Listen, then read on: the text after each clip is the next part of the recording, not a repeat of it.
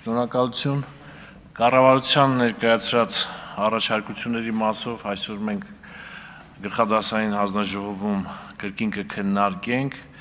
մենք որոշակի վերապահումներ ենք ունեցել կառավարության ներկայացրած առաջարկությունների մասով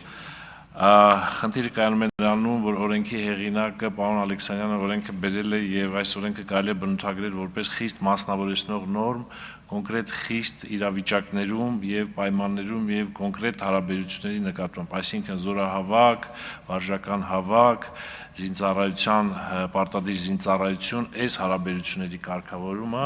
կառավարությունը ավելի ունիվերսալ նախագիծ է բերել, որ տարածվի բոլոր հարաբերությունները, բոլոր քրեական գործերով, եթե նրանք ծանր եւ առանձնապես ծանր են,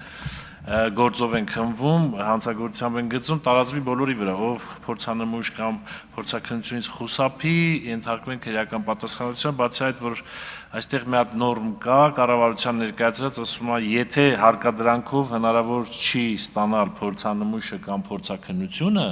նոր այդ դեպքում քրեական պատասխանատվություն ենթարկենք։ Այստեղ այս սահմանը հարկադրանքով հնարավոր է թե չէ։ Ես կարծում եմ, որ մեր քննչական մարմինը չի կարողանալու կողմնորոշվի։ Հիմա մարդը կկասի, ինչի ինձ չեք փորձել հարկադրանքով տանեք MRT անցկացնեք։ Ինչի ինձ չեք գրկել, տարել, մտցրել MRT-ի մեջ եւ MRT, եթե դուք դա չեք փորձել եւ քրեական պատասխանատվության եք ենթարկում ինձ, հետեւաբար այս ամբողջ ձեռքբերված ապացույցները ապօրինի են եւ քրեական գործը կփլուզվի ուղղակի։ Եվ ես